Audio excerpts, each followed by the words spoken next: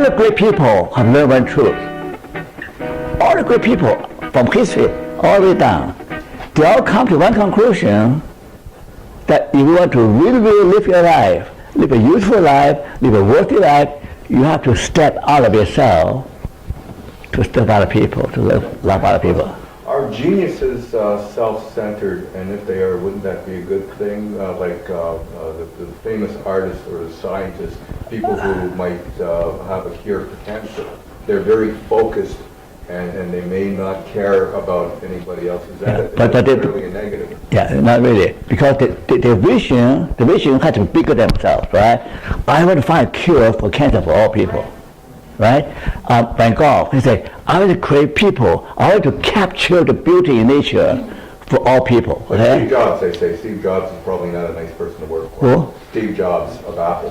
Oh yeah, not how big deal. Personality, some genius are not good worker, but their great achievement is really motivated by a vision of serving. Okay, so personality, sometimes can be difficult to work with, but the life is worthwhile because they're dedicated to a vision of serving many people. What I'm talking about. So you derail me a little bit. Okay. Transcendence. The most miserable people are self-centered people. Okay, that's the truth. Okay, Steve Jobs is not a happy person. Okay. Well, not anymore.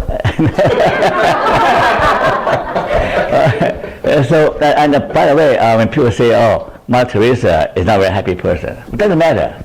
Well, she's not happy. Nowadays people say, "Oh, happiness." The great people, Lincoln is not a happy person. They suffer depression and sorrow. I get sick in the stomach every talk about happiness. Life is not about happiness. Life is about bring happiness to other people. So that's why I say that my way of thinking is that to grow, to be mature is from self-centeredness to self-centeredness, not from self-centeredness to more self-centeredness. That's a recipe for misery. Okay? So that. And here the other thing is about life is a process of growing wisdom. Well, I mentioned that already. Aristotle say, knowing yourself is the beginning of wisdom. You don't learn wisdom at school, do you? I call that Aristotle say, to be truly happy, to be really, he called that eudaimonia. To really achieve eudaimonia is to have practical wisdom. Practical wisdom, I call that life intelligence. Know what's right, what's wrong, know when to quit, when to hang on, when to say goodbye, when to cling to the person. Everything requires practical wisdom. I'm still learning. There's no end. Okay? So life is a journey of learning how to live wise. That's your lifelong process.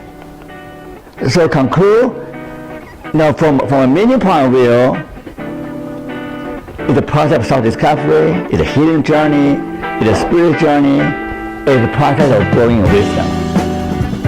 So we are embarking on a journey to learn all four areas.